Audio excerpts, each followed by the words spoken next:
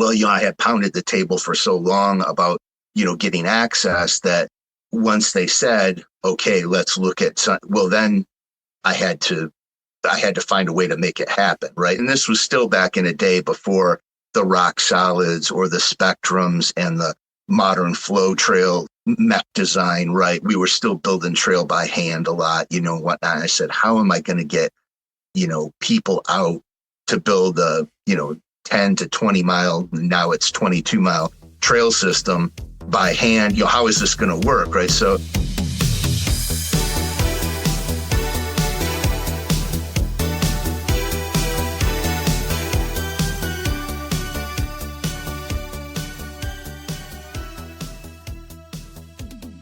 welcome to Trail Effect. I am your host, Josh Blum. Trail Effect is a show that dives into the stories behind trails, the communities that embrace trails, and the people who rely on trails as a way of life. The goal of this show is to turn the stories you will hear from our guests into useful knowledge that can be applied to your community while providing some entertaining and inspirational content. Guests on Trail Effect include trail builders, board members, community leaders, volunteers, and regular people who really enjoy trails. For episode 186, we have Jason Aric Jones. Jason recently announced that he was stepping away from 30 plus years of working extremely hard for mountain bike trail access and advocacy in the state of Michigan.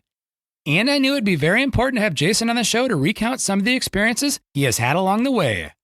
Jason definitely took a creative approach to getting the job done, which eventually parlayed itself into the DTE Energy Foundation Trails and multiple roles in statewide advocacy that is even helping to influence regions around the entire state of Michigan, including the Upper Peninsula. Cooley Creative is the title sponsor for this episode. They design and build custom websites, as well as help companies with branding, photography, and e-commerce. Cooley Creative was started in Wisconsin, but is now based out of Bend, Oregon. Jared from Cooley Creative is a friend of mine. We've traveled together on multiple mountain bike trips, and sometimes he sends it. For more information about Cooley Creative, head on over to www.dudejustsendit.com. Yes, that's right, www.dudejustsendit will get you to the Cooley Creative website, so check it out. Kettle Mountain Apparel, the brand that was built by travelers, hikers, trail runners, and mountain bikers, with the motto of venture far, laugh hard. While I definitely use Kettle Mountain apparel for mountain biking, Kettle Mountain is also my go-to choice for daily wear as it is super functional and comfortable. Kettle Mountain Apparel also offers a lifetime gear repair program with the goal of extending the life of their products while reducing waste in the process. If you ever damage any of your apparel, Kettle Mountain will repair it for free for life. By using the affiliate link found in the show notes or on the Trail Effect website, a small commission will come back to the Trail Effect podcast, which helps to cover the cost of expenses for keeping this show going. Now on to the Trail Effect with Jason Aric Jones.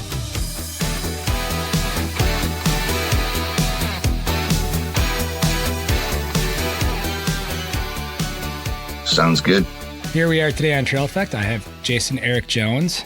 Jason has been in trail advocacy and mountain biking for the last 30 years in the state of Michigan, and I'll be honest, he just hopped on my radar recently, and I don't know how he hasn't been on my radar sooner because he's a governor appointee for the Michigan Trails Advisory Council. He's a member of the Michigan DNR Non-Motorized Trail Advocacy Advisory Work Group.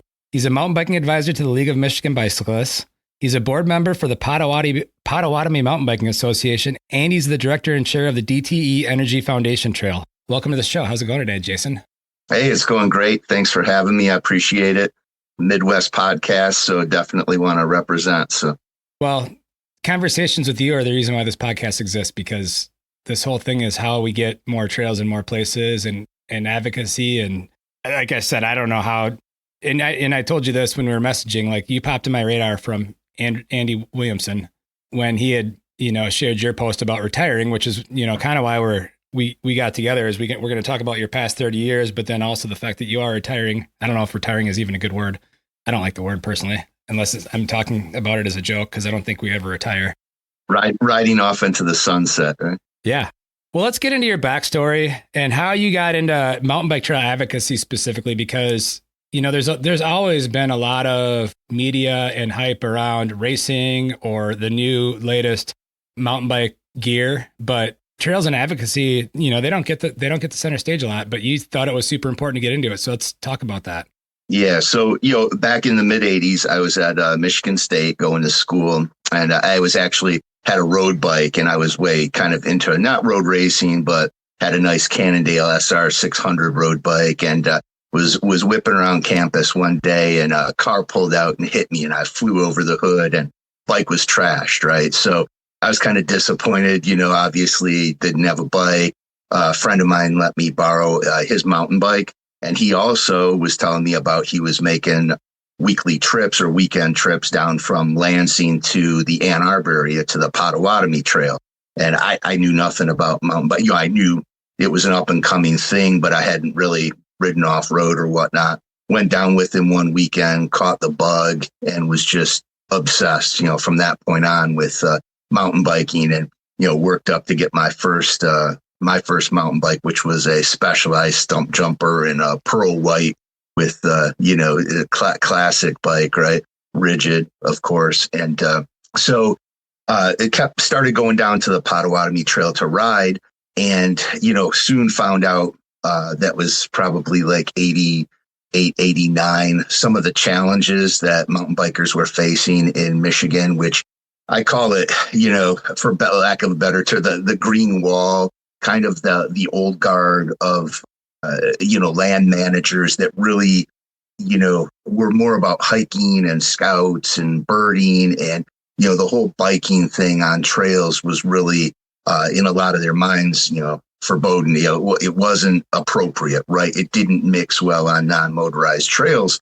And we had a real struggle all over the Lower Peninsula trying to get access in a lot of like state of Michigan park and rec areas, which had some really great, loop, old school, fall line trails that were used for hiking. But increasingly, there wasn't that much hiking going on them. And, the best, closest example for you in Wisconsin, probably something like, the Muir Trail at Kettle Moraine, that type of the old school. So Pinckney Recreation Area, it's a tale of two cities. You had Pinckney State Recreation, which was 10,000 acres, and it abuts up to Waterloo Recreation Area, which is 20,000 acres. And both of these are about, 10, 15 miles northwest of Ann Arbor.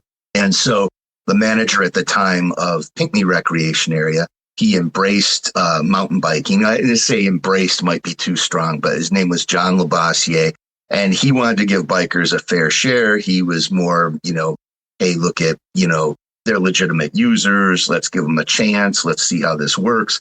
And then you had the unit manager of Waterloo Recreation Area. And this is all under Michigan Department of Natural Resources, right? So, and he was absolutely not.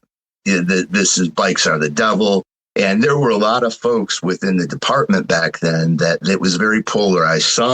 The best I could say is some were like, well, hey, let's let these people have a chance. They didn't even really embrace it, but others were just, absolutely not. These things don't belong. And it kind of followed those old school lines. If you've been around advocacy for decades, of the Mike Vandeman types, right? From California, who, the hardcore, I call them nuts and berries, kind of old school hikers who are like, absolutely not. So that kind of got me involved with the Potawatomi Mountain Biking Association, which had just formed in 1989. And it was a collection of folks, mostly out of the Ann Arbor area, that really, wanted to secure our place on those lands. So it started, doing work days with them. And really, back then, it was a situation with the land managers where, and it was like this, I think, all over the U.S., where we had to ask to belong, right? We had to prove ourselves. We had to earn our turn, so to speak, in the work, right? It's like, if you work and if you do this, we'll give you access, right? But it wasn't just like, oh, you're a legitimate user, come use our trails. You had to really bribe them in a sense with trail work, right? And, for generations nowadays, not to sound like the old guy, but if you're a younger millennial or Gen, I have people who just don't understand, how mountain biking was viewed back then, right? Just interesting anecdote. I used to have bumper stickers that I made up called, they said, mountain biking's not a crime, right? And, I had them back in the day, and then they stuck around for decades, and I had one on my old Toyota Tacoma. And I think it was just like 10 years ago or so, some guy in a gas station came up. He's like, what's that all about? Mountain biking's not a crime. And I'm like, well, a lot of people don't think mountain biking belongs. And he looked at me kind of like I was like Don Quixote, like tilting at windmills, and he was like, well, all right, whatever, dude. Like what, like you're making this up in your head, but that just tells you how much things have pivoted, right? In several decades since like the late 80s. Yeah, I mean, that's a play on the old skateboarding. It's not a crime, right? And that was the same thing. Yep, exactly. Yep. So, and we could get into this, but I haven't always done everything buttoned up with regard to say, the IMBA way or whatnot. I had what I call black hat advocacy, which was like kind of a form of civil disobedience that I implemented back in the day to try to get attention from mountain bikers because a lot of folks, they would approach their land manager and say, hey, can we ride this trail, or can we work on this trail, or can we have trail? And, I'm not disparaging government at all, but, no one gets a bonus in the government at the end of the year for, doing excess, right? So, I'm not saying they try to hide under the table, but, it was something they didn't want to foray into. There was too much risk. So they would just say no, right? And a lot of folks, government official tells you no, they would just take no for an answer, right? And they would say, well, we can't do it, and I wasn't like that, right? I was kind of, tenacious and just unwilling to accept no, just in the broad, because in my mind, I guess I saw mountain biking as more of an altruistic thing for individuals in society. It's getting people out there, keeping them healthy. You're communing with nature. And I've always said, if when we commune with nature and the outdoors, it means we value it and we want to preserve it, right? And if we don't want to, if you don't get out there and commune with it, you're not going to value it. You're not going to want to preserve it. So it's altruistic in a number of ways, from, health aspects, but also, just in a societal perspective. So if you don't know something, how do you appreciate it, right?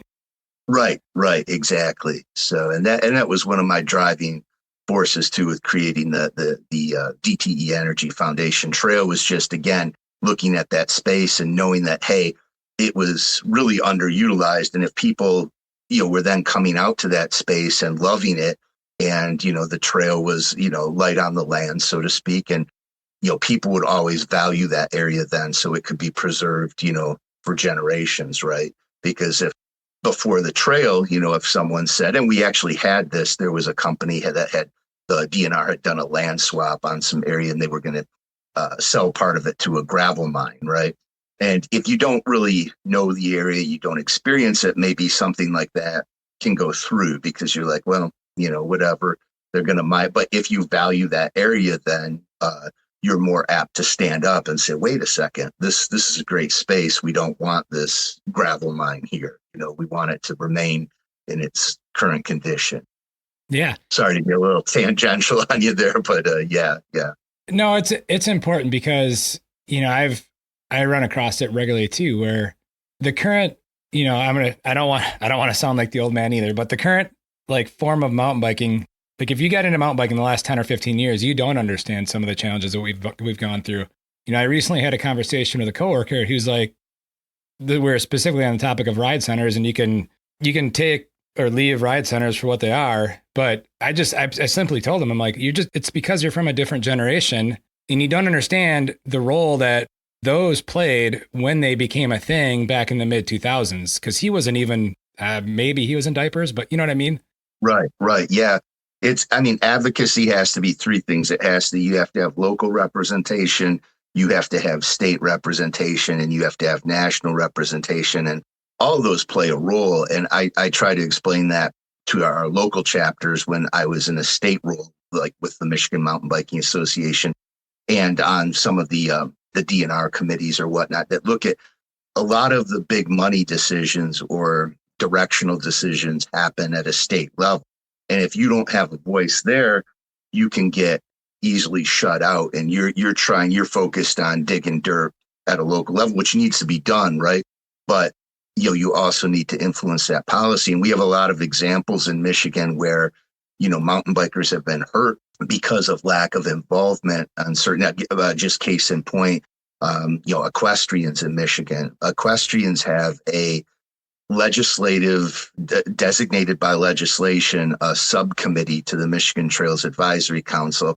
And nothing against equestrians. Again, a big proponent of good bridle trails, and there need to be good bridle trails and whatnot. But I've historically, if you look at, there's been a lot of stuff with me with the equestrian community, but a lot of it's because, they have a kind of a manifest destiny in Michigan where they're kind of like, we want access to all non-motorized trails.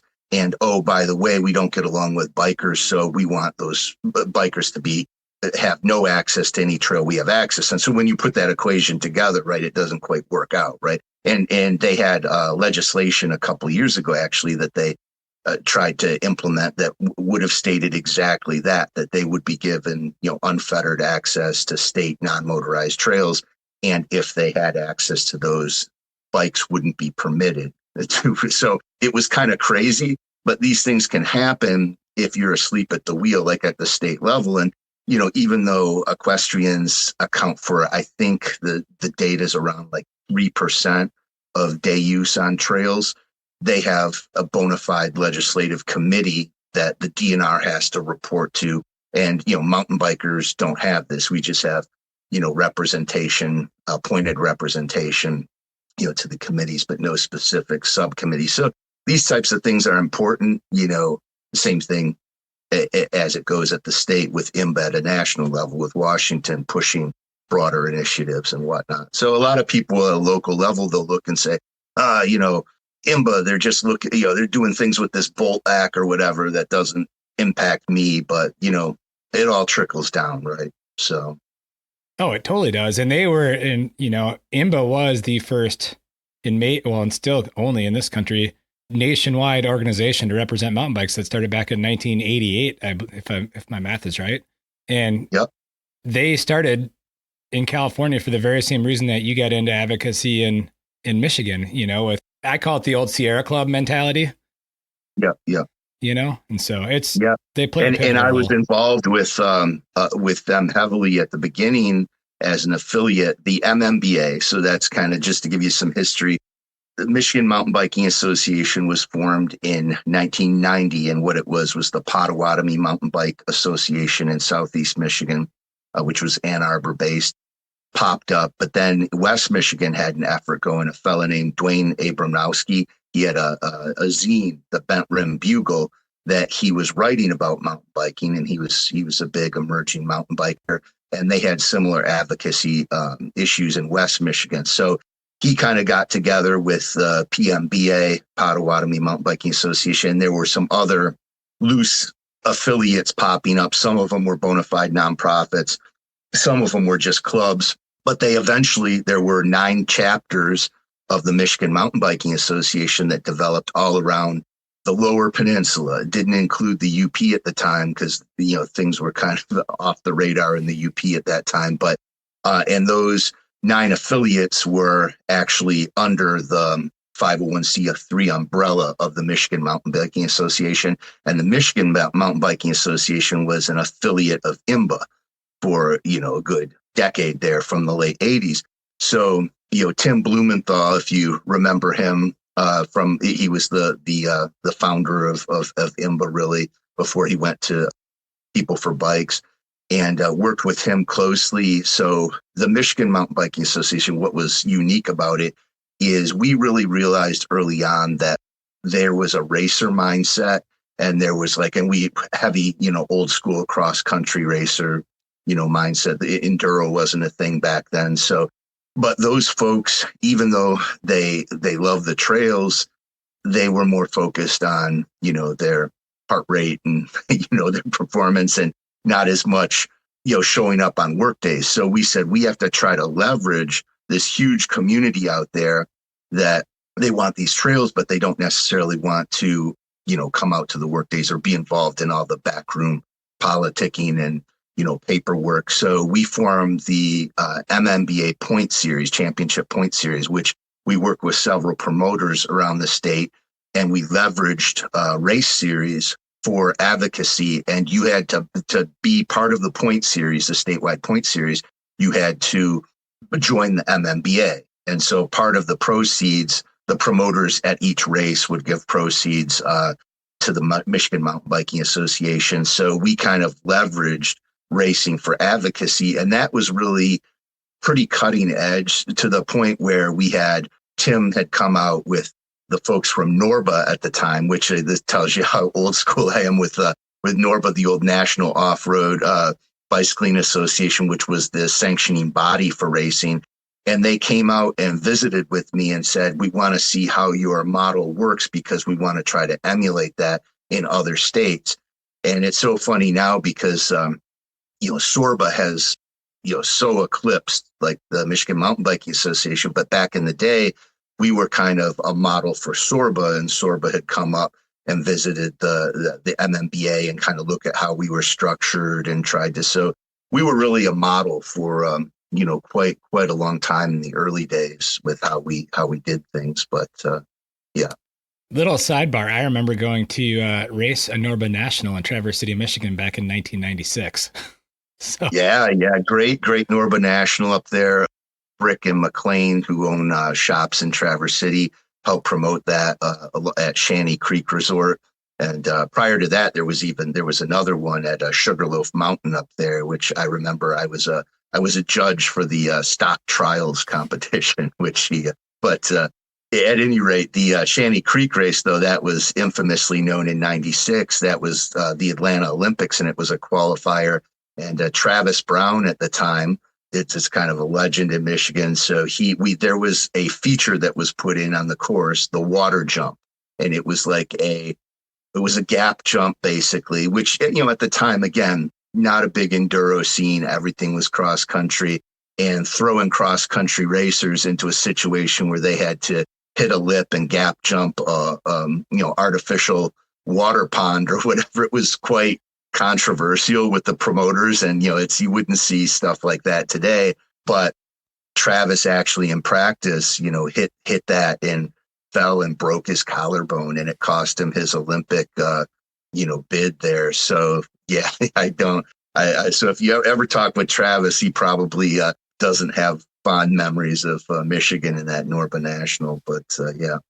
Yeah, that wouldn't be good. I did not remember that part. I just remember Travis Brown coming to the city that I live in to do a Wisconsin off-road series race, because he was a Trek rider, and Trek is obviously a Wisconsin-based company. So he came and raced, a couple of our series races. On a more broad scale, let's talk about the importance of that Michigan Mountain Bike Association and maybe how it could relate to other states. This is actually a topic that just came up recently between myself and a friend of mine that, Wisconsin doesn't have a statewide mountain bike organization. And there's actually many states that don't, but a few states that do. And the ones that do are doing a really good job. Vermont's one of them. California is a newer one. In fact, California's model, I think, is pretty unique considering it can lobby. It's not a 501c3. It's like a 504 or something like that. Anyhow. Right. But my point being is how can states that maybe have a whole bunch of active clubs working in their silos, what is a good way to maybe bring them together under an umbrella organization, like the Michigan Mountain Bike Association or the Vermont Mountain Bike Association, or, what they have out in Washington State? So, it can be tough because a lot of the local clubs are so singularly focused, as they should be, on either maintaining the trails under their purview or creating trails in their area. But to me, the biggest thing in support of the statewide is to be able to show them value, right? Be able to show them return on their investment if they join. And, it's hard, the model can be complicated because in order to have a state organization, it needs to be funded, right?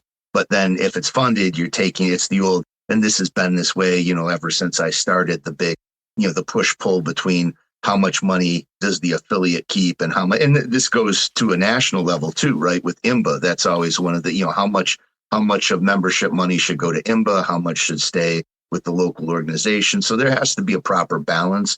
But at the end of the day, there has to be a return shown. And I think, to be quite frank, this is one of the things where, IMBA historically, I'm not saying currently with Dave, but, historically IMBA has struggled because they've been centric to the mountain states, or for a long time, everything was Boulder. And then, you started, having hotbeds, this is before, Bentonville and before, all that came on. It was either East Coast or West Coast, right? It was, California or BC or, that, and, I say we were for a long time, Wisconsin, Minnesota, Michigan. So we are the flyover states, there was not much thought about mountain biking there. But anyhow, but with the state organization to be able to sell to the chapters that there's value in the representation. And I would always use examples as I brought up with, like what the equestrians had done. And this was, their legislation went back now like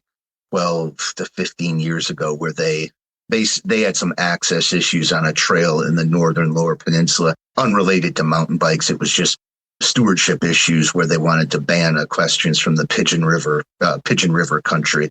And they banded together and they, worked, equestrians have power, right? They have money. It takes money to have a horse. So connections, and they got legislation. And you can see from their example what they just getting legislatively this formal committee under the state, they have a lot of power. And I use that as an example with the mountain biking associations or the club of 501c3s that look at, you can work locally, but you have to, look beyond that in order to really affect things for you in the long run, right? So it is a tough sell, but I think people are, come to realize as they see results, that it can bear fruit, being part of a statewide organization. Oh, for sure. And you can see the fruit that it is bearing in Michigan with the access that's come online, statewide. And what I mean statewide, I truly mean statewide with both Upper and Lower Michigan. Right. I don't think people realize how far Upper Michigan or the UP is away from parts of the Lower Peninsula. Yeah, my house outside of Ann Arbor and my house in Calumet here, it's a 10 and a half hour drive. And that's just staying in one state, and I had a friend that said, oh, you could have a place down in North Carolina, same distance to get there. And I said, yeah, but I love the UP. So you can keep North Carolina. I've been to Pisgah too many times. So yeah. And we're going to get into the UP towards the end of this. Sure. I'm going to go into what might be one of your most important achievements. Maybe you look at it otherwise, but the Waterloo State Recreation Area. And when I say that, I mean the DTE Energy Foundation Trail. Let's get into the early days of that, because in the little bit of research that I was able to do on you, one of the comments of when hell freezes over in terms of mountain biking being allowed there came up. So let's talk about how you kind of cracked through that and created what you've created, because it is a world-class trail system. Sure. And, and it is really a unique story. And, there's a lot of stuff that, it worked out, but I don't know to replicate it again. I don't know, there was some personal reputation stuff that came into play with me. So starting back at the Potawatomi Trail that we talked about, Pinckney Recreation Area, and then Waterloo, I had mentioned before that the manager of Waterloo was like, absolutely no mountain bikes here. Well, there's a great single track old school hiking trail that spans about, I want to say it's like 30 miles point to point from Big Portage Lake in Waterloo all the way to Silver Lake in Pinckney. And this is just a point to point trail. So we had our Potawatomi Trail in Pinckney Recreation Area, which is 20-mile trail that's part of that system. But we always wanted access to the rest of that system that went out through Waterloo Recreation Area. And I think I misspoke. I think it might be more like 40 miles point to point, but we were never allowed to come into Waterloo. And part of the reason was too, is there was a big equestrian presence, a riding center and stables in the middle of Waterloo, but it was just the mindset of the local managers. So, for decades, the Potawatomi Mountain Biking Association would meet with Waterloo and try to ask about access and whatnot. And at one point back, I'd say in the early 90s, we really pushed with the manager and created quite an issue. And I wasn't as much involved with that push, but the manager kind of as almost like flipping us the bird at the time, created a mountain bike loop out there for us. And it consisted of about 4 miles of sandy loam trail shared with the equestrians. which was you could not bike in the modern era. Now, if you had one of the, like the new Moonlander or something, you could bike it, but it was such a sandy loam beach that there was no way, and it was not desirable. It was not, but it was kind of like, well, there you go, there's your access. So, starting at that point, the tale of two cities, so to speak, it really, it enraged me that, that we couldn't have some sort of, the Waterloo Rec area was the largest state rec area in the Lower Peninsula at 20,000 acres. And to think that there wasn't a place for us, it was kind of unfathomable. So we tried through all the normal channels, to get access, and folks in the DNR at that time were just like, no, stewardship, no. So what I started to do is actually, again, what I call black hat advocacy, some civil disobedience. We formed a riding group called the Hell Riders. And the reason they were called the Hell Riders is there's a town right by Pinckney Recreation Area called Hell, Michigan. It's kind of famous. You see the signs on the internet when hell freezes over, and it'll have like the icicles on the city sign. So, and they have all kinds of unique, they have I said way off, but they have like a coffin fest or something in hell. But anyhow, it's a popular place, but we were called the Hell Riders because the trail was there. But we started going out, and we would, to be quite honest, we would poach trails in Waterloo. We would poach some of the hunting access trails and also the Waterloo Pinckney Trail. And when we would poach them, there was so little traffic. This is very, low hiking. It was a hiking trail, but no one was ever on it. And it would overgrow, and the DNR didn't have the manpower to really take care of it. So we would go out and we would maintain it. We would do some maintenance on it, and trees would come down, and we would cut out the trees, and we had little like logging tags. We made a little tin tag that had a skull and crossbones, and it said trail work courtesy of Hell Riders, MTBC, and then it said FTW at the bottom, which you can look up what that means, right? But so we would remove the trees, but then we would put with the little little tin tacker, put the little tag on the tree, and of course it was easily removable. You could just pry it off in a second. And believe me, hikers did remove it. They would pry them off, and they would sometimes leave them, and they would scratch out the front or whatever. And you started seeing on message boards back at the time and whatnot that, people would say, well, I appreciate that, you're doing the trail work, but bikes don't belong out here. And it was meant to be kind of a point of pondering, right? That, we're doing all this work, and we're not doing any harm, but yet you won't let us have access, right?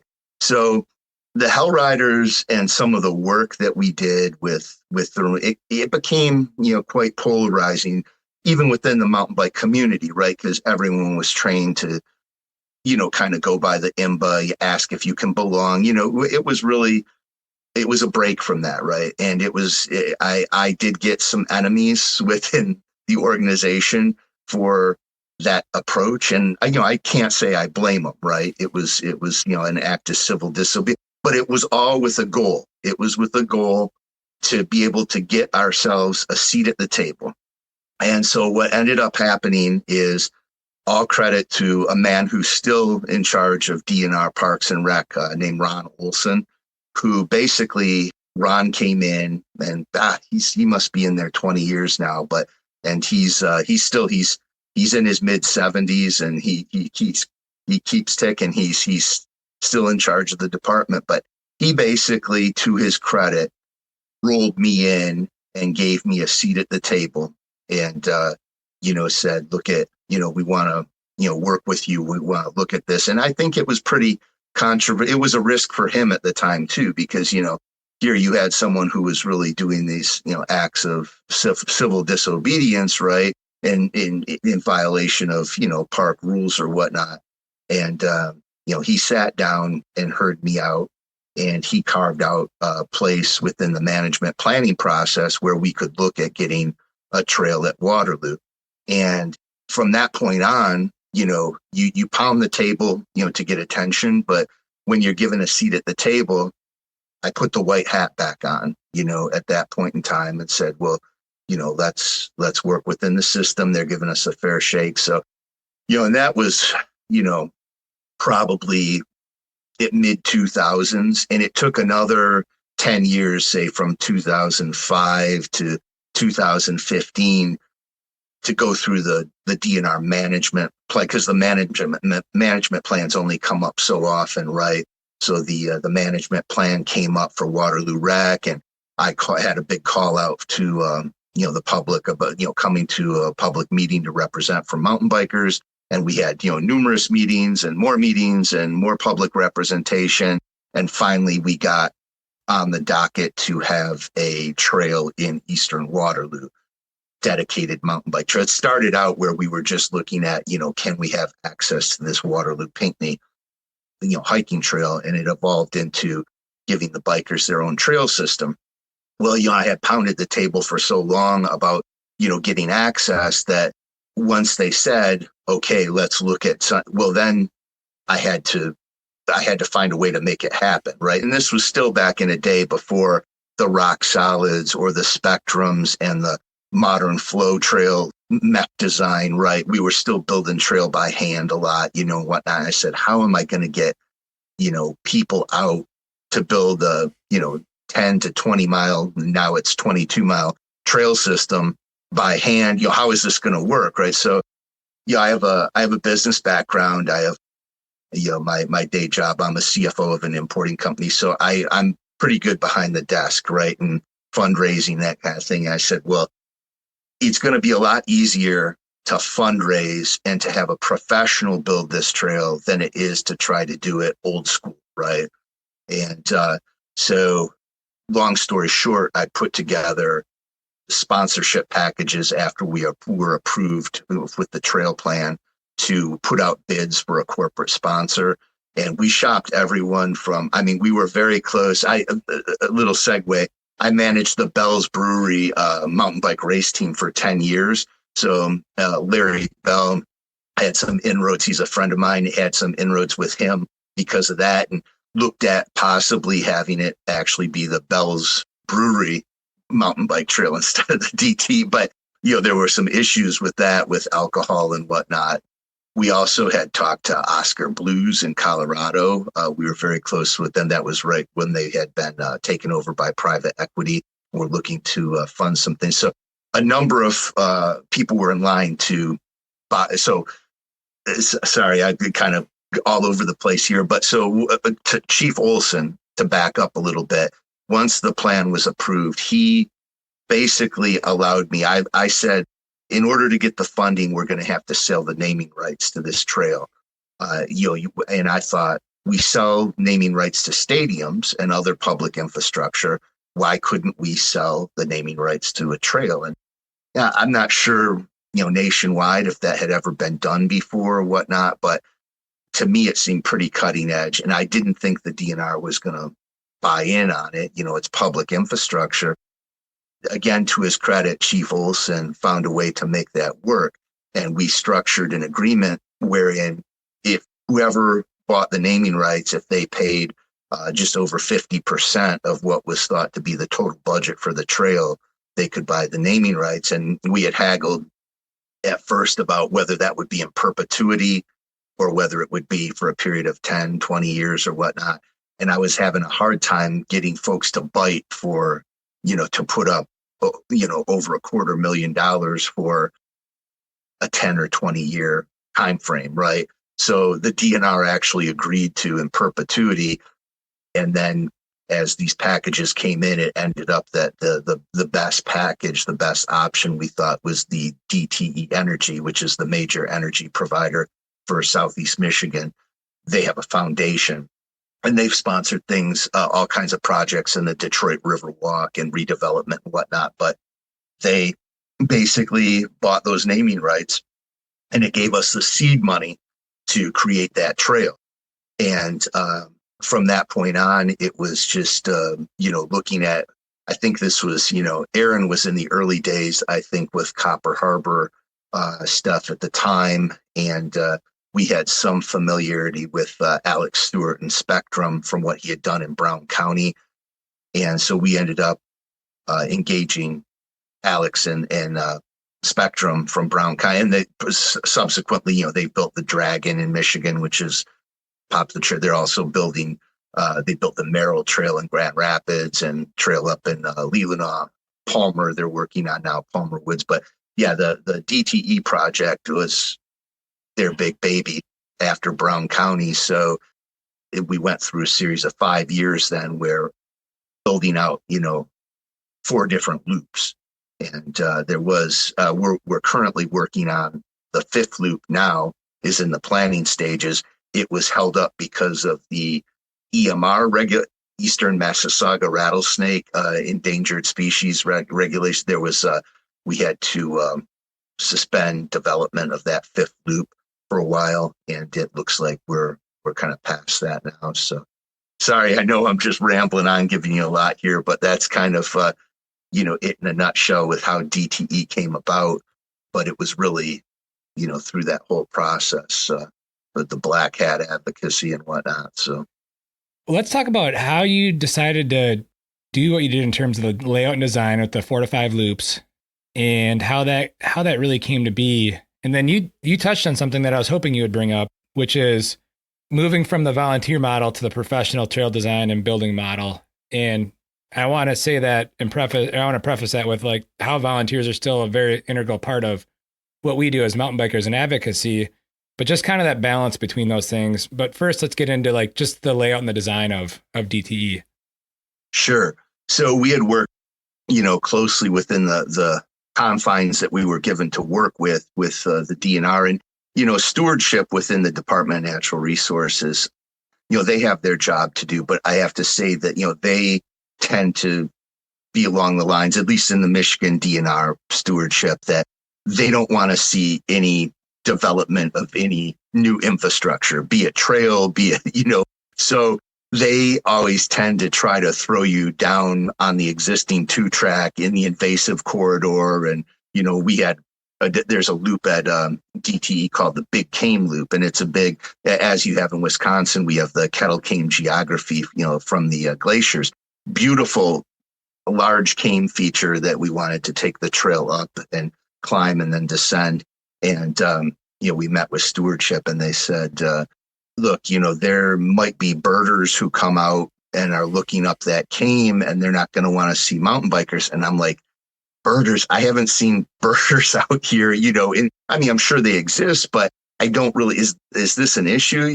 So you deal with all this kind of, sometimes the stewardship baggage, which again, any impact on flora and fauna definitely on the table to begin. So, but what we find a lot of times is there's a lot of aesthetic input, right, that goes beyond impact on flora and fauna. Don't go around that end cap and work the trail there because that's pristine. And you ask, well, what's pristine mean? It's just like, well, it's really nice, and we don't want you to go there because we don't want to put a trail. There's that type of thing. So at the end of the day, though, we haggled out like a 5-loop system, and each loop we wanted to start out with the green loop, which is more of a beginner friendly, not a huge amount of elevation change, has some, beginner kind of optional features worked in, that can get people. And then from there, we up the level to the Big Cane Loop, which again transcends this or goes around this big cane feature out there. Beautiful climbing. Spectrum did a lot of great work with, putting in Michigan sandstone to create, some really nice rugged features, both on the descent and on climbing. But you climb up this big cane and then descend it. And so that's Green Loop is a 4.7 mile loop. Cane is about a 5 mile loop. And then from there, we wanted a more broad reaching loop that would kind of have a lot of, more technical aspects or whatnot. And that's the Wind Loop. And that's a 8 mile loop, and it starts heading out to the core of Waterloo recreation area. And then the kind of the icing on the cake was the 4th loop, which is the Sugar Loop. And that is heavy with features and rock work, and has, drops, and has some really beautiful, rock armored descents. and has a lot of little Easter eggs along the trail that, little diving boards you can hit, rock overs, this type of thing. So the whole progression was to create a trail that everything, first of all the technical aspects are optional. You can just roll through the trail and not have to, go at a black diamond level. And, obviously black diamond is very,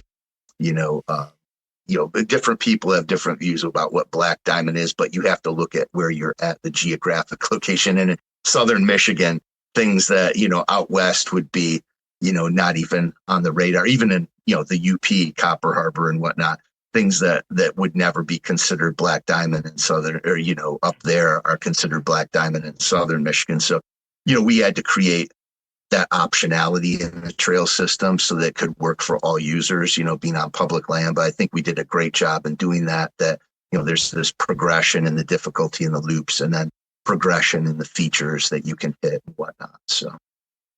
Yeah, you just hit on a topic that is always a polarizing topic, which is the level of difficulty. In fact, I was just a week ago, I was working with Aaron in the field in a project here in Wisconsin, and we were laying out a black trail, and I kept shaking my head going, how is this ever going to actually be black? Right. But you brought up a good point, which is it's kind of subject to where you're at too, right? Right. And we get that, too, that downstate, you obviously in the UP and in the Keweenaw, there's so much more elevation change to work with. And, we'll get downstate. So, well, why can't you build, a great downhill trail like they have in, Copper Harbor? It's well, it's called elevation change. And there's about, we're dealing with, 600 feet of difference here. So, yeah. So, but, it's hard to be all things to all people, right? But do your best. Well, to kind of wrap up the conversation on the DTE Energy Foundation Trail, how has the reception been both from the DNR? We know what the reception has been from the public. There's been a lot of media on it, and I've been told to go there several times by various people that are in various locations, but how has it been on the DNR perspective and working with them? And now that you're kind of close to being done with it.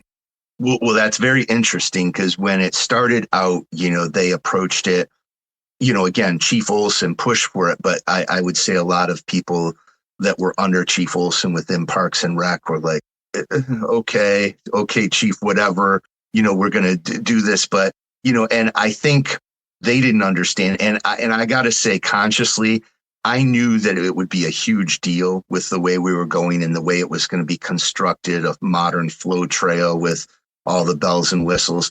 But I knew that if I sold to the DNR that I told them and the DNR had the stated goal of this being a epic regional destination. But I think that was kind of on paper to serve us. I don't think they really knew what it was going to become. And shortly after the first loop opened and then the big cane loop, and you started to see the traffic. I mean, now it's unequivocally mountain biking is the number one largest day use group at Waterloo Recreation Area.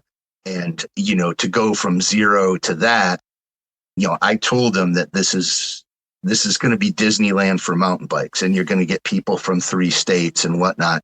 And they, I think, were like, okay, whatever, we'll see. Well, what the first issue we encountered was parking.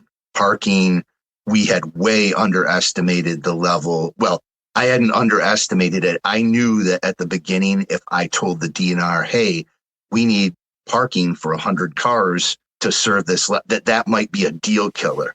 So I purposely went into the trail saying, I'm not going to talk about parking. We'll have a little parking lot, but because that'll be a deal breaker. So we're going to have to back work that after. And sure enough, that's, now we've created 4 different parking lots around the trail that accommodate, 60 cars here, 60 cars there. So that was all, worked. But the DNR soon came to realize after the trail opened that I think the original unit manager who was there at the time, once he started seeing the traffic and the volume come in, he was like, oh my God, what have I gotten myself into? And, they put up the chain of command that, hey, we need resources here. We need more parking. We need more, so grant money came in for parking lots and whatnot. And, sure enough, now we're building beautiful new pavilions to, at the parking lots and whatnot. But to answer your question though, the DNR they have totally embraced it as an asset, to their credit. They laud it in their materials that, hey, look what we're doing for mountain biking. Look at the DTE trail, and it's a Pure Michigan trail, and it's been part of the Pure Michigan trail or Pure Michigan campaigns. They have a video short, which you can find on the Pure Michigan site, where they interview me and they walk through the whole, we have all the loops they go through, and they show people riding and talk about the trail and whatnot. So really the DNR has, I guess they understand now that, hey, it helps show that mountain biking is a real thing and the user group is a real thing, and we need to accommodate them.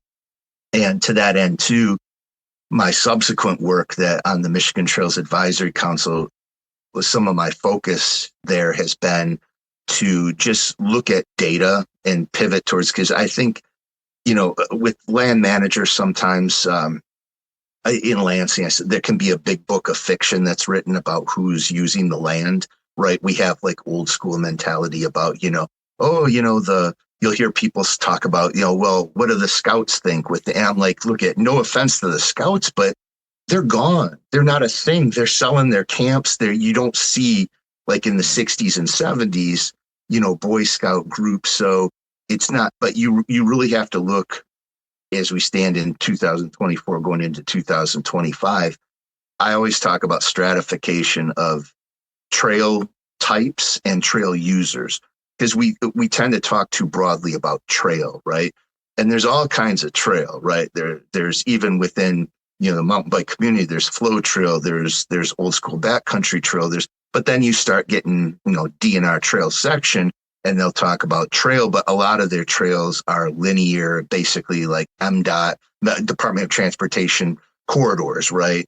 And which, people, I'm not saying those aren't valued and they don't have but is that really something that should be under the purview of natural resources? And when we talk to people, again, you have to stratify biking, what kind of biking? Mountain biking on single track, taking a hybrid on a linear trail.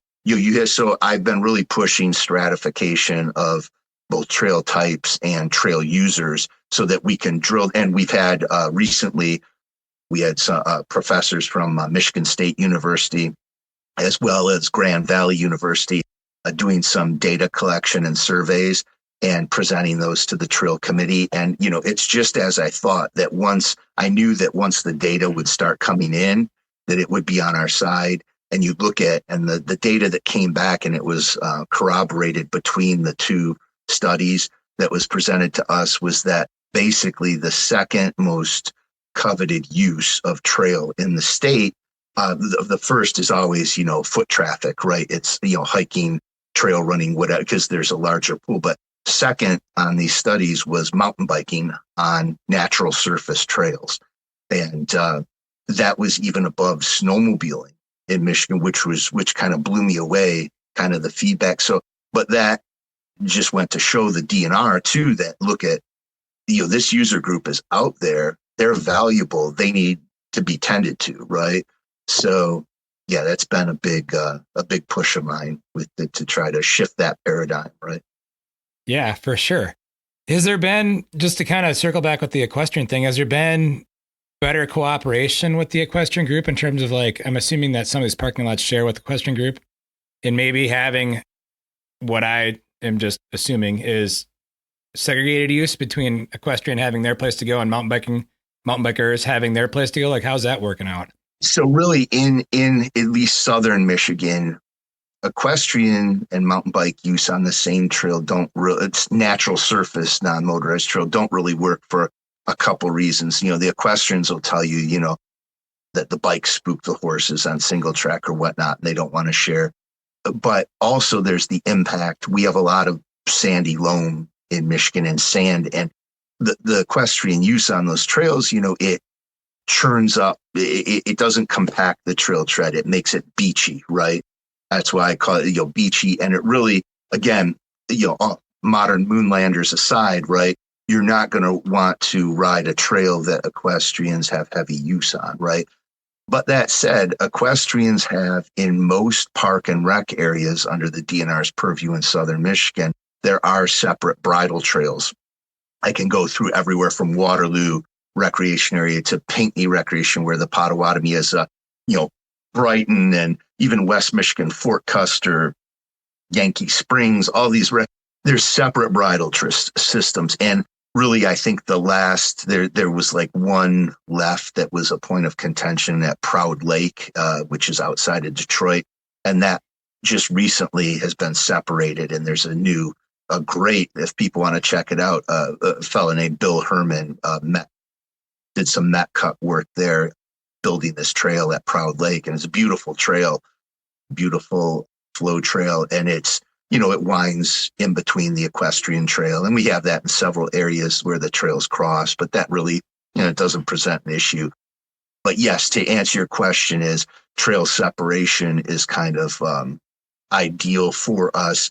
And again, it might not be ideal everywhere. You go out west, and I always talk about the differences between out west, where I call it the wide open west, where you have, I went to school in Boulder for some grad school work at University of Colorado. And, you'd ride out and you had like Switzerland Trail, and you've got someone on a motorcycle, riding motocross with a equestrian and mountain bikers, whatever. But, the trails, it's not this tight, twisty Midwestern single track, right? Where you have, you're going like Wisconsin or Michigan or Minnesota, in between these kettle cames with this tight, and there's invasive corridors. And it really, that kind of tight, twisty single track with high density of population too, it doesn't work really well to have that shared use. And then again, the soil type creates some issues. So that said, I think it's important for equestrians to have their dedicated bridle trail spaces too, which they do have now in Michigan. And then most of the other trail is obviously, foot traffic is never banned from any trail, right? So it's most are shared use, mountain bike and foot traffic, right? So unless you go to Copper Harbor and you see a few signs that say bikes only. Yeah, well, right on the especially on the gravity trails and stuff. Yeah, that's exactly what I'm referring to. And things are different, in the UP than down. And a lot of it comes down to two things. It's the supply of the resource in the UP, right, where there's much more supply. And then there's so little people, right? So you have that dynamic, you go in, around Metro Detroit, right? Any type of green space with a trail, there's so much population density that has designs on using that trail, whether it's some guy who wants to go out and hunt on it, someone who wants to run a one wheel on it, someone who wants to trail run on someone. And there's a lot of them coming together, interacting, right? The UP, it's still kind of, it's God's open country, right? I mean, there's not a high density of users, which definitely, now that's changing, and I think it will change over the next couple of decades. There's definitely some population shifts happening where, again, Marquette, anyone who lives in Marquette now knows the housing prices. Same thing in the Keweenaw, it's the housing prices in the Key. I think I got my house in like 2014 or something. I think according the Zillow value has gone up like fivefold. And, and that's largely, it's because of the trails, right? It's because of the outdoor experiences. And also now people can telework a lot, and there's better connectivity. Yeah. So those demographics, it definitely matters, right? So. Well, that unintentionally is a perfect transition into what I was going to bring up, which is the purchase of the Heartlands parcel, of the Keweenaw Heartlands parcels, and some of the efforts you are involved with for advocating that to the Michigan DNR. Right. And I want to make sure I give proper credit here to all this. So my role was, again, we talk about, state level, local level, whatnot, groups like, obviously, Rock Solid being a key part of those efforts in the Keweenaw, and the Copper Harbor Trails organization, and also Cork, the Keweenaw Off-Road Coalition, right?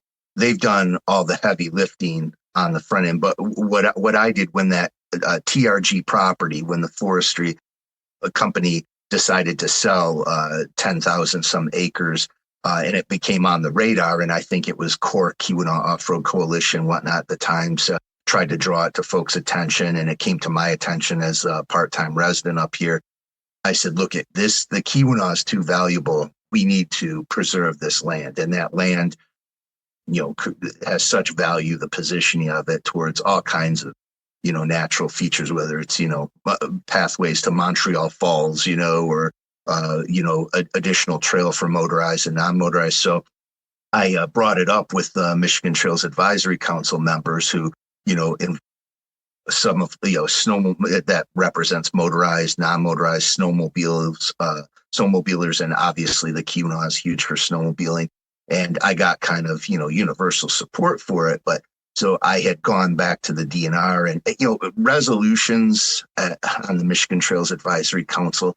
Typically, even though the members can do resolutions, I don't think a lot of the members know that they can. I don't think a lot of the members on these committees know the power that they have as a public facing committee, that they can kind of leverage that power through resolutions. And then really the state has to respond, right? If a resolution's been passed by a governor appointed committee, right? They need to give it. They can't just, turn away from it. So I put together a resolution. I shared it with some members of the department that I had planned to bring this forward, to preserve for the DNR to purchase these Keweenaw Heartland parcels from TRG. And the response was pretty chilly, right? From I basically, without mentioning names, someone had come to me and said, look at, you can't do this. We don't have the resources for this. We can't be acquiring more land. We're being strategic about what we have. And I'm like, this is strategic. This is, huge to the future of outdoor recreation in Michigan and whatnot. So I said, I'm sorry, but I'm going to have to put forth this resolution. So I put it forth. It was unanimously approved. And that kind of, I think, just kicked things off, where the DNR basically was like, we've got to look at this with real estate division. And from then on, it was all local effort, right? But with everyone in the Keweenaw, at a private level, organizations like Rock Solid, or companies like Rock Solid to Cork and, Copper Harbor Trails and all the other, subgroups and individuals, along with the, obviously, as the Nature Conservancy acting as a bridge to purchase some of that property until the DNR could sort out what they were going to take over. And that's still all in process, but it's definitely going forward. So I'm just proud that I was able to kind of kick that off with the DNR and get it on the radar so that it could, come into purview and be worked. So, but again, don't want to oversell my, involvement in heavy lifting and getting any of that done, because certainly all the heavy lifting was done locally, right? So, yeah, that's a integral part of the backstory, though, to understand what people can do locally and what what a resolution can do for future access for any type of, infrastructure. And it gets back to your point of, again, why have a statewide organization? This is exactly why you need statewide involvement, because, at a local level, you weren't going to affect something like that, right? So, yeah, very important. Let's go into the Keweenaw Peninsula and why it's important to you. You brought up pretty early on that you could drive the same distance and end up in places like Pisgah, or many other places in the Southeast for that matter, that are pretty awesome, but you've chosen to have a second place in the Keweenaw. Why? Like, what is important to you about the Keweenaw? You brought up Bell's Beer. They at one point were a very pivotal sponsor with the Copper Harbor Trails Club, and the Fat Tire Festival, or the Keweenaw Trails Festival, or the Copper Harbor Trails Copper Festival. Harbor Trails Fest, yeah. I still remember when they had it was like the fat bike class or whatever, but it wasn't actually a fat bike. It was bikes that were over 30 pounds or something. Right. Yeah, no, I mean, the Keweenaw, the whole UP, right, is, if you look at the geography of the U.S., it's unique in that it has really been a beautiful, raw natural resource that, aside from the early part of, the 20th century, the mining and whatnot, when it became, it's really, after the mining fell off, it's really been off the radar. And, before connectivity and, the modern age, it was really inaccessible up here, right? There weren't many jobs. It was a hard life. And you had this glut of housing, in the Keweenaw that was created from the mining. A lot of people don't know the history. Like Calumet was almost the capital of Michigan back in the day. Fort Lanes, they had a huge streetcar network that rivaled San Francisco's, that ran from Houghton to Calumet. And there's still, remnants of the old stations up here and whatnot. And, they had back in, I think it was 1910, 30,000 people up here. And I have a picture on my wall somewhere here from downtown Calumet from the archives of people had actually a dancing bear in the street, like some hawkers or whatnot. And there's all these people. It looks like San Francisco, right? So, but the raw natural resource up here being untouched and undeveloped for so many decades, right? It's just when I would come up here and visit on vacations and whatnot, it always spoke to me. But yet for a long time, until, again, all credit to Rock Solid and Aaron and his vision coming over from Wisconsin to the Keweenaw, once that raw resource started to be developed more for non-motorized recreation in the form of those trails, it blossomed, right? And I had been up here way back, preceding Aaron for like the Keweenaw Chain Drive Festival, when trails were more, not met cut flow trails, not purpose, but, more just, co-opting old, social trails or hiking trails or hunting trails. And those were very cool, but yet when you open up purpose built, trails, like Aaron did, it created, again, a whole mecca up here that I'm still not sure. Everyone focuses on his work in Bentonville, and maybe we don't want it on but I think a lot of America doesn't realize the jewel that is the upper Midwest, spanning everything from, northern Wisconsin and the Duluth, the Iron Range trails, over to the Keweenaw and Marquette, the NTN system there, how epic that single track is. And it's just, you're off the radar. So I had come on vacation in like 2013 up here, with the mountain bike and with my wife and daughter. And my wife, who actually has a background in geology from college, and she spent some time out with U of M and Camp Davis in Wyoming doing some rock hounding and stuff. So she's a rock hound. So when she came up to the Keweenaw, she kind of fell in love with the rock hound aspect. She also trail runs and whatnot. And there were some homes for sale at the time, old mining homes or whatnot. And she had approached me and said, hey, what do you think about getting a place up here? And I hadn't expected her. It blew me away that she just suggested that. And of course, as a mountain biker and seeing what was developing with Rock Solid and Copper Harbor and everything, I was like, oh, I'm in, so that's how I ended up here. And, it's really become a special place, just, again, between the Keweenaw and Marquette. And there's a lot of good stuff happening. We have a trail, the DNR now as part of the trail development down by Gladstone, Escanaba, Days River Trail there. Rock Solid's been involved with that. And that's going to be coming online in terms of the develop. That's a great new trail system in the banana belt of the UP. So, but there's some really good, and over by Sault Ste. Marie, my friend Ken Hopper that I serve on the Trails Advisory Committee with, he has a Bird's Eye Outfitters out there in Sault Ste. Marie, and they're doing a lot of great trail development there. And that, if you've never been to that part of Eastern UP, which the Eastern UP tends to be more, low lying and fence. But when you get over by Sault Ste. Marie, it starts to get into that whole Algoma Highlands, which you cross the bridge into Sault Ste. Marie, Canada, and you get into those unbelievable Algoma Highlands and some beautiful territory there. So there's some great resources over there to work with. So the future is extremely bright, I think, if you look at also kind of climate refugees in the U.S. and how people are kind of fleeing some areas in the West that, there's volatility with fires, and the Midwest seems to have, especially upper Midwest, a bit more stability in climate. We still have our winters up here, at least for now.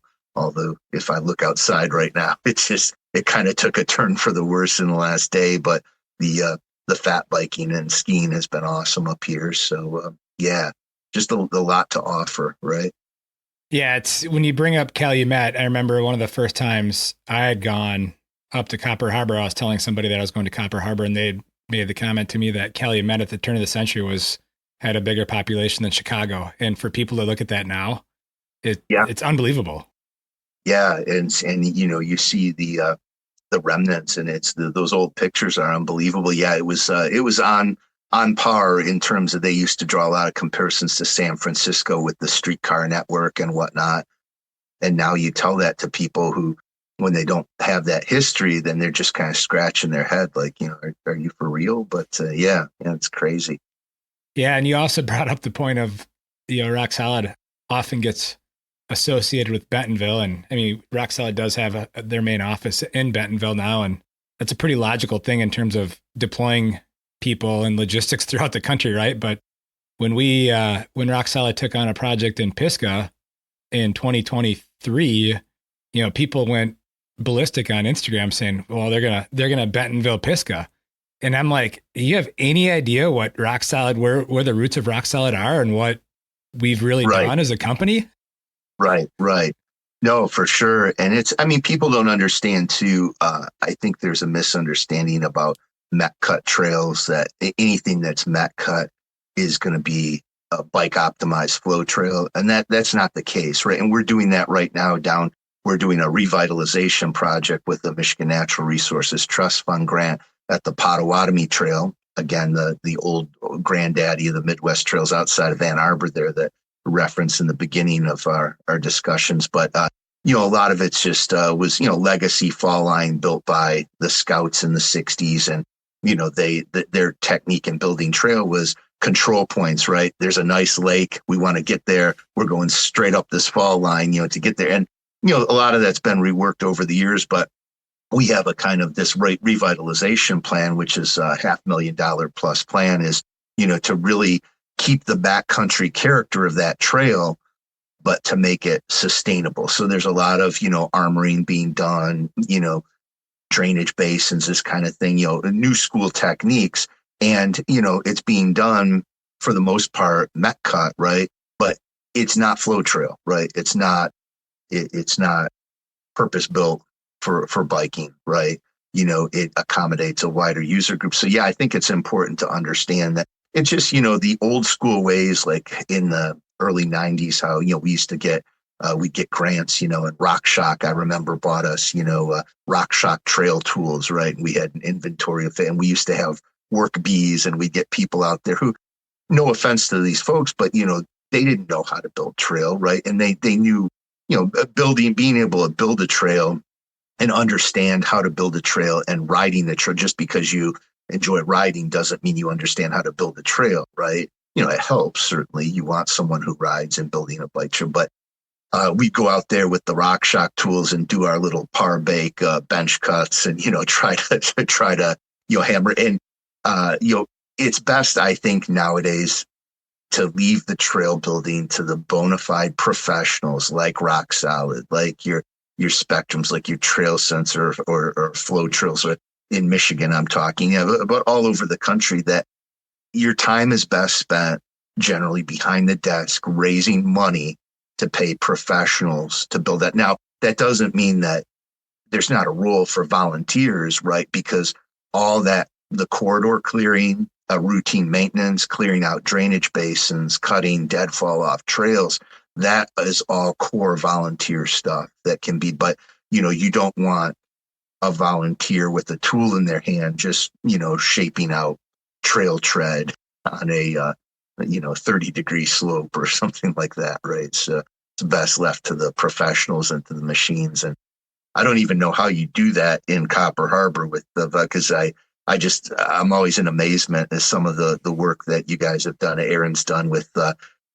point trail with the jackhammer, creating a flow on the rocks with the jackhammer and whatnot. But just incredible techniques employed there. So yeah, I had a guy locally that Rock Solid did a project about 15 miles from my house that was a paved pump track / bike playground, and the guy who was spearheading the funding for that asked me for our logo. And about 2 hours after he asked me for the logo, or about 2 hours after I sent it to him, he goes, "Do you guys actually use a jackhammer when you're building trail?"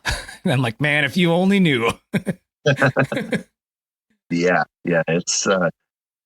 I always am in amazement too with the mini X, and you go out, and I remember the climbing trail that was just built in Copper Harbor in the last couple of years or whatever, going out there and seeing the mini X perched on this slope, right?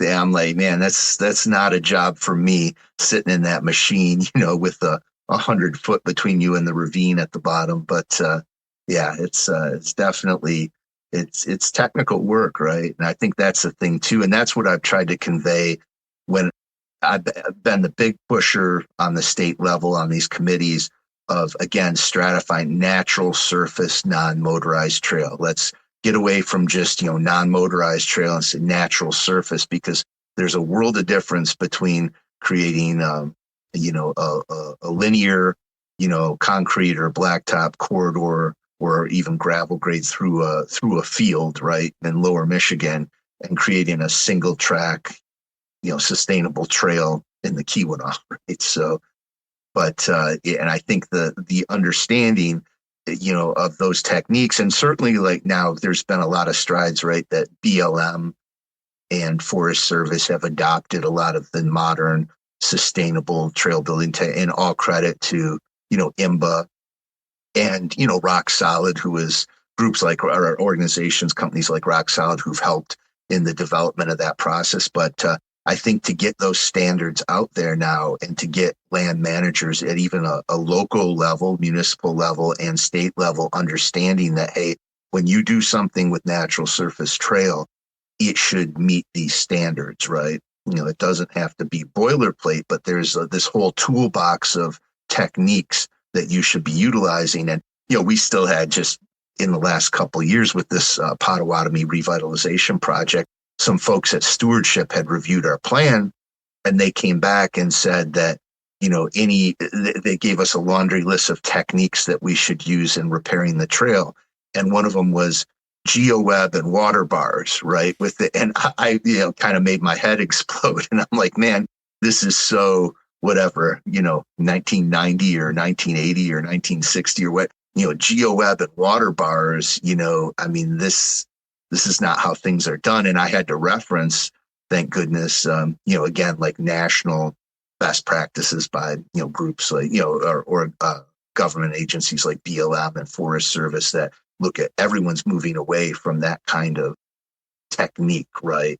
That old school, I call it like a Band-Aid on cancer, right? We have a lot of that. I think they've used that like on the Kettle trails too, John Muir Trail in the old days. And then on the Potawatomi Trail, where we used to put that GeoWeb or geotextile down, and we would take railroad tie or stakes, right, and stake it in there and cover up the plastic, and then lo and behold, the first rain comes through, right, and the soil's in there, but it's in those pockets in the honeycomb, and the honeycomb gets all bent over, and then if you try to run or ride up it, you're slipping and twisting your knee on slippery honeycomb. So yeah, it's just those techniques, but it just shows you that not everyone has progressed along the curve in the U.S. in terms of getting away from those techniques, right? The other big one too is we've had builders come in before who aren't in the know or who do linear trails, and they're like, oh yeah, I'll make you a trail. What we'll do is we'll take all the trees we take out, we'll just chip them, and we'll throw those chips right on, wood chip the trail, or, throw, 21A or pea gravel or something. And it's like, guys, that's not going to work, right? That I'm sure you still see a lot of that type of thing too. So. Yeah, we do. I remember years ago, we were fighting with the city about not wood chipping trails where I live. And we're talking back in the, late 90s, early 2000s, because that was their answer, right? And it's like, no. The old path to grandma's house, as we call it, right?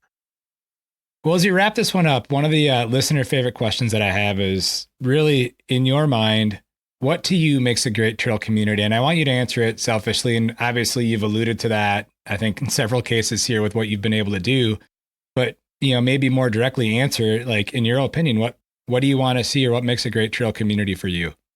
Well, I think, you need, first of all, you need the individuals in the community that are outdoor minded, right? Who want to, recreate outdoors in a space, right?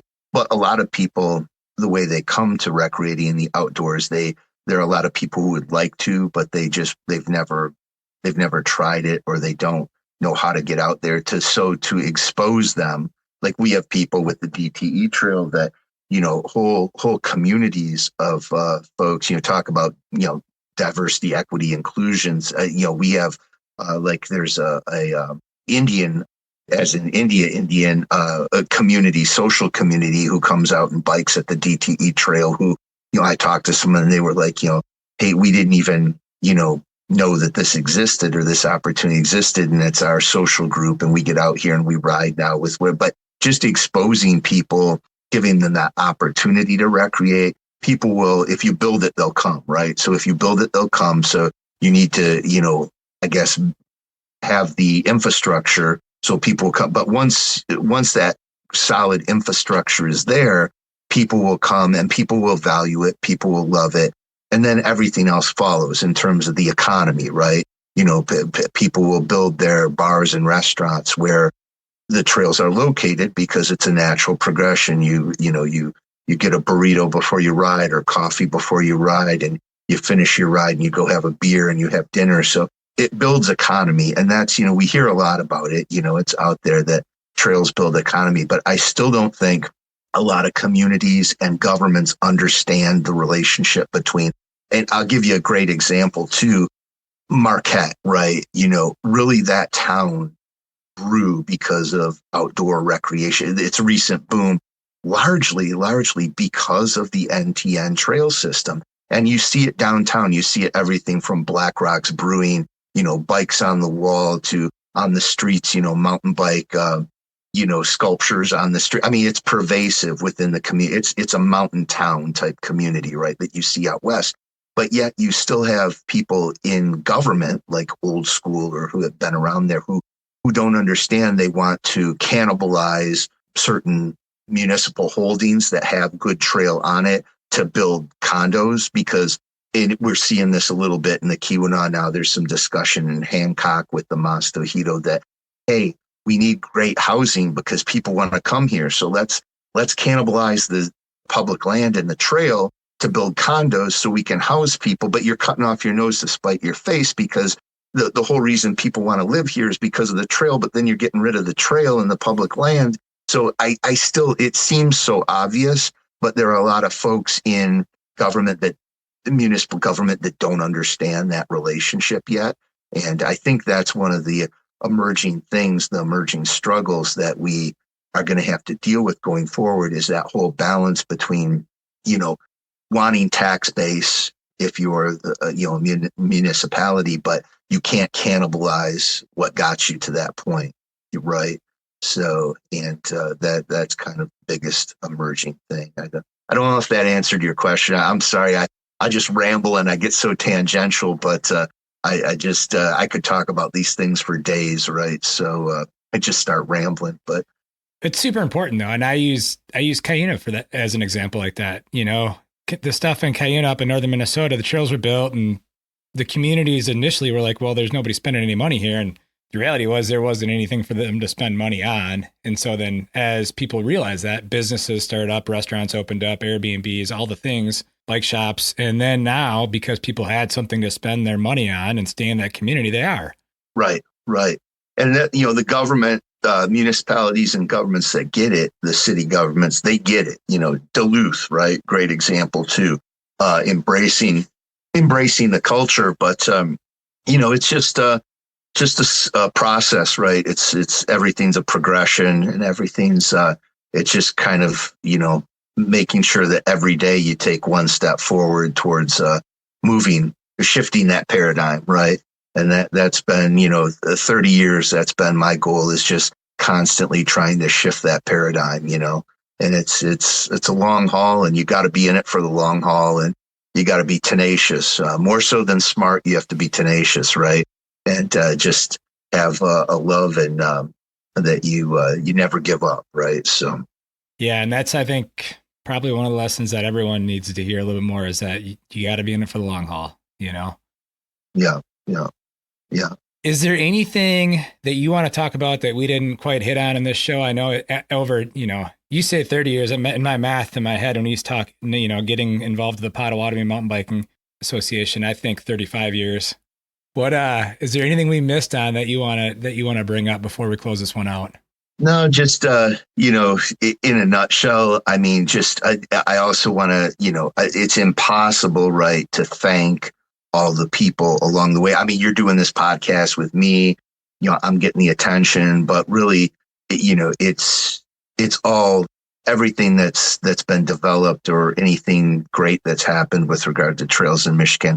It's been on the backs of a lot of people, right, who are playing, different roles, bit roles, or some play larger roles or whatnot. But it's important that, to recognize that everyone plays a role and everyone's important. So, if you're sitting here watching this podcast and you're thinking, well, I don't have time for that kind of effort or that kind of, every contribution matters, right? And whether it's just getting out there, I mean, there's so much value in just keeping trail corridors clear, right?